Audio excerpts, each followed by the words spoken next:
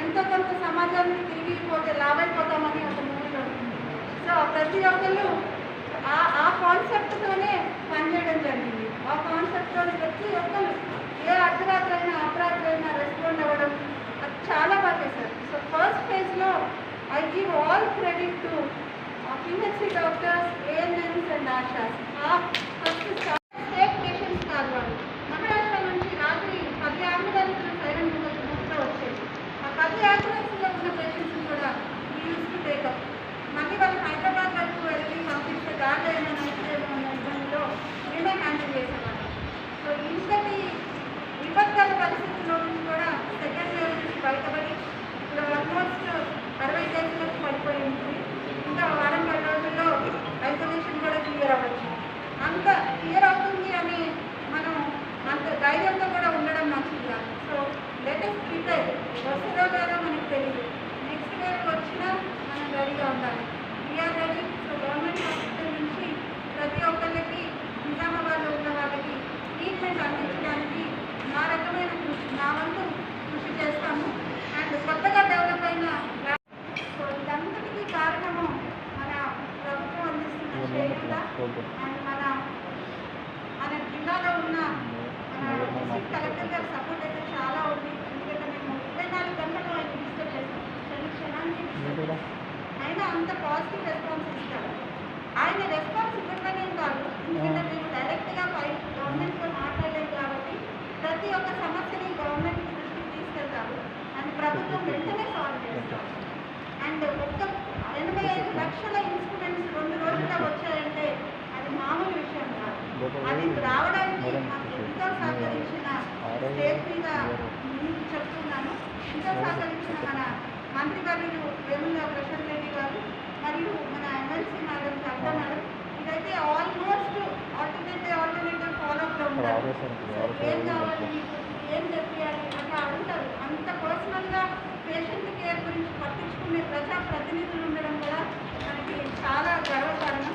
మరి మన mayor madam అయితే ఫస్ట్ లేడీ.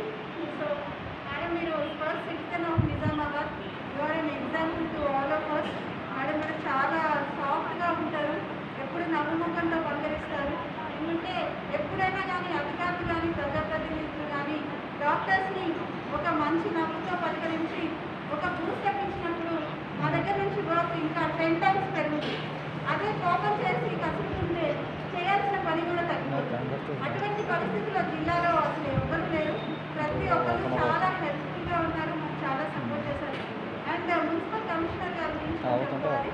ఎందుకంటే శానిటేషన్ విషయంలో కానీ బయోమెడికల్ వేస్ట్ డిస్పోజల్ విషయంలో కానీ చాలా ప్రాబ్లమ్స్ ఫేస్ చేశాం. ఎందుకంటే ఇదంతా న్యూ సిస్టమ్, ఎక్కడ పెట్టాలి, ఎక్కడ కాల్చాలి, పొల్యూషన్ లేకుండా ఎలా చేయాలి, ఎన్విరాన్మెంట్ని ఎలా కాపాడాలి, ఈ ఇష్యూస్ అన్నింటిలో కూడా చాలా సహకరించారు.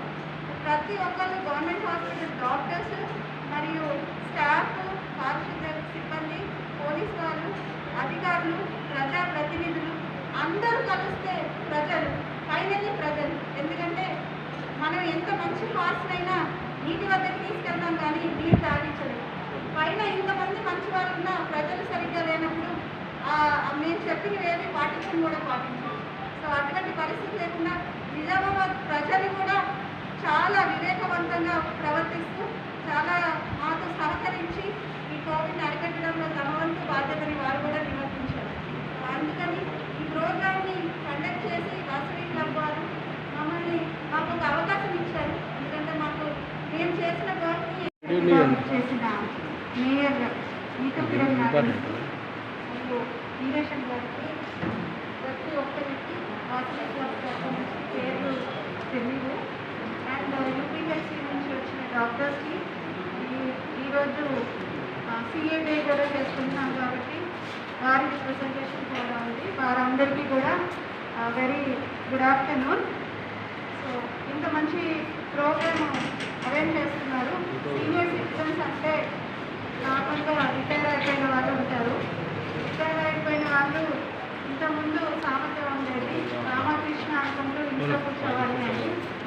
ఆ సామెతని మట్టుబెట్టి మేమున్నాము, సొసైటీకి మా వంతు సహకారాన్ని అందిస్తున్నాము, సామాజిక బాధ్యతని నిర్వర్తిస్తున్నాము అని చెప్పి ముందు వరుసలో ఉండి వారి ఏజ్ని కూడా లక్ష్య పెట్టకుండా వారు అందిస్తున్న సేవలకి మనస్ఫూర్తిగా ధన్యవాదాలు తెలుపుకుంటున్నాను. ఇంకా తెలుసు ఈరోజు doctors day and CS day వచ్చింది. రెండు ఒకరోజు ఎందుకు వచ్చింది అని చెప్పి వాట్సాప్లో బాగా సర్క్యులేట్ అవుతా ఉంది. ఎవరైనా చెప్పగలుగుతారా? CS day and doctors day రెండు ఎందుకో ఒకే రోజు వచ్చాయంటే హెల్త్ ఈజ్ వెల్త్ అంట. సో ఆల్వేస్ మన ఆరోగ్యమే మన మనిషి మిత్రుడు, మన ఆరోగ్యమే మన సంపద. సో హెల్త్ ఈజ్ వెల్త్ కాబట్టి రెండు సిఏ చూసే వెల్త్, డాక్టర్స్ చూసే హెల్త్ కలిపి ఈరోజు కామన్గా ఒక డే వచ్చింది. అండ్ మీరు డాక్టర్స్ని సన్మానించదలుచుకోవడం అనేది ఒక మంచి ఆలోచన. లాస్ట్ 1.5 years నుంచి అందరూ తమ తమ ఎక్స్పీరియన్సెస్ షేర్ చేశారు. ఆల్మోస్ట్ ఇప్పటికి 18 months అవుతుంది.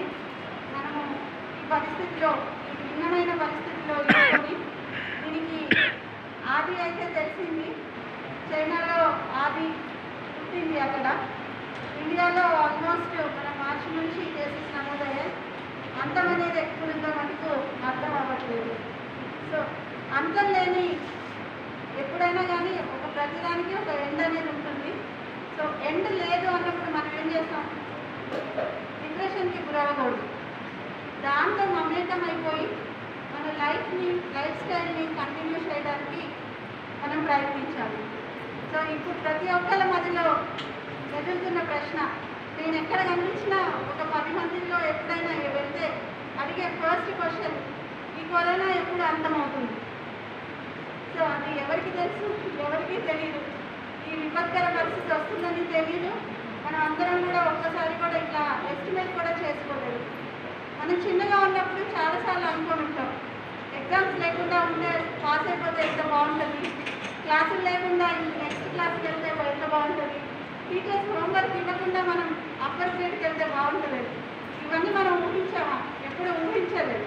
కానీ ఇక కోవిడ్ అనేది ఆ పరిస్థితి తీసుకొచ్చింది మనకి.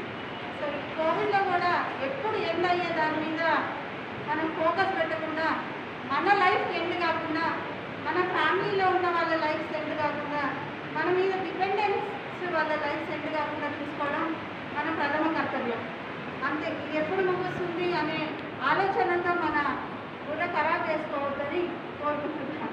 అండ్ ఇంకా లాస్ట్ 1 yearలో చేసిన ఎక్స్పీరియన్సెస్ అంటే మీకు ఆల్రెడీ తెలుసు, కోవిడ్ వచ్చినప్పుడు ఫస్ట్ గ్రౌండ్ లెవెల్లో primary health centre doctors and ANMs, ASHAs చాలా బాగా పనిచేశారు. ఒక కేసు డయాగ్నోసిస్ అయిన వెంటనే ఆ పేషెంట్కి సంబంధించిన ఫ్యామిలీ మెంబర్స్ని వాళ్ళందరినీ మనం కన్సల్ట్ చేయడము, వాళ్ళని క్వారంటైన్లో ఐసోలేషన్లో పెట్టడము, వాళ్ళందరికీ టెస్టింగ్ చేయించడము, primary contacts, secondary contacts, it was like a big war అనమాట. ఏ రోజు లిస్ట్ రావడము, ఆ లిస్ట్ మొత్తం పిహెచ్సికి పంపించడం, వాళ్ళందరూ మన భారతదేశంలో ఉన్నంత చక్కటి వైద్య శాస్త్రం కానీ వైద్య రంగం కానీ మరి ఎక్కడా లేదు. మన దేవత చరిత్ర నుంచి కూడా చూసుకుంటే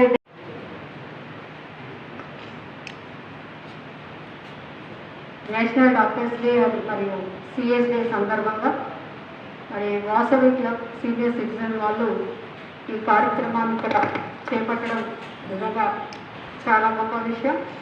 ఇందులో వారికి నేను అభినందనలు తెలియజేస్తున్నాను. ఎందుకంటే వయసుతో సంబంధం లేకుండా మనసులో గట్టి దృఢ సంకల్పాన్ని పెట్టుకొని మరి ఎప్పటికప్పుడు ఎలాంటి డేస్ వచ్చినా ఎలాంటి కార్యక్రమాలు చేయాలన్నా మరి ఏదో చేశామా అని కాకుండా చాలా నిబద్ధతగా చేస్తే, ఎందుకంటే నేను చాలా కార్యక్రమాలు వాళ్ళని నేను అటెండ్ చేస్తూ వస్తున్నాను. నిజంగా వారిని ఎంత మెచ్చుకున్నా తక్కువే. వారి నుంచి మనం చాలా నేర్చుకోవాలి కూడా, ఎందుకంటే వాళ్ళ వయసు చాలా పెద్దది అయినా కూడా మరి ఎంతో ఓపికతోని వారు ముందుకు వచ్చి వారి సమయాన్ని కేటాయిస్తూ మరి ప్రజలకు అవసరమైనటువంటి ఇట్లాంటి చక్కటి కార్యక్రమాలు చేపట్టడం అనేది నిజంగా వారందరి మీద వారు ఆరోగ్యవంతంగా కొలిచే మనందరూ అమ్మవారు వాసవిదేవి యొక్క కృప వారి మీద ఉంది, మనందరి మీద కూడా ఉండాలని చెప్పేసి నేను మనస్ఫూర్తిగా కోరుకుంటూ మరి ఇంటి చక్కని కార్యక్రమానికి విచ్చేసినటువంటి అందరు డాక్టర్స్, అలాగే ముందుగా ప్రెసిడెంట్ సుదర్శన్ సార్ గారికి, సారీ హనుమాన్ ప్రతిమా మేడం గారికి, అలాగే స్టేజ్ మీద ఉన్నవారు మన కింద డాక్టర్స్, సిఎస్ అందరికీ కూడా, మీడియా మిత్రులందరికీ కూడా నేను నమస్కారాలు తెలియజేసుకుంటూ, మా ఎన్ఎంసీని చూసుకుంటే కమిషనర్ గారు కావచ్చు, మా సిబ్బంది వాళ్ళు కావచ్చు, ఈ కరోనా సమయంలో వారు చేసినటువంటి సేవలు అసలు ఇప్పటికి కూడా మనం మరవలేదు.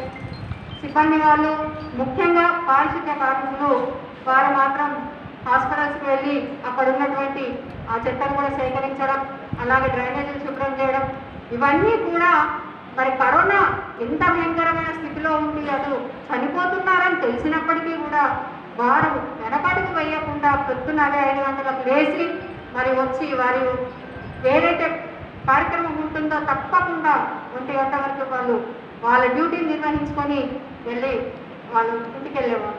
అంటే వాళ్ళ ఫ్యామిలీస్ ఉన్నాయి, ఇక్కడ డాక్టర్స్కైనా వాళ్ళకైనా. సుశ్రుతుడు, చరకుడు వీరందరూ కూడా ఎంతో చక్కటి గ్రంథాలు రచించి మన పూర్వీకులు మనకు అందించారు. దాని నుంచి మనం ఎన్నో నేర్చుకుంటూ టెక్నాలజీ పరంగా ప్రస్తుతం వైద్య రంగం ఈ స్థాయిలో ఇంత గొప్పగా మనకు ఉండడం జరిగింది. ఈ ప్రయాణంలో ఎంతోమంది డాక్టర్స్, ఎంతోమంది శాస్త్రవేత్తలు ఎన్నో రకాలుగా పరిశోధనలు చేస్తూ మన వైద్య రంగాన్ని ఒక గొప్ప సాంకేతిక రంగంగా, వైద్య రంగంగా మనకు ఈరోజు మనం అన్ని ఇన్స్ట్రుమెంట్స్ కానివ్వండి, పరికరాలు కోట్ల కొలది మనము చూస్తున్నాము. అంటే ఇప్పుడు దానికి మూలం అప్పుడు వారు రచించినటువంటి ఏవైతే గ్రంథాలు ఉన్నాయో, అందుకే ఇప్పటికి కూడా మన భారతదేశంలో ఉన్నంత వైద్య శాస్త్రంలో చాలా రకాలైనటువంటి ట్రీట్మెంట్స్ మన దగ్గరే ఉంటాయి. వేరే దేశాలలో ఎక్కడ కూడా మీకు ఇలాంటి ట్రీట్మెంట్స్ ఉండవు. చాలా రకాలైనటువంటి ట్రీట్మెంట్స్ మన దగ్గర ఉన్నాయి.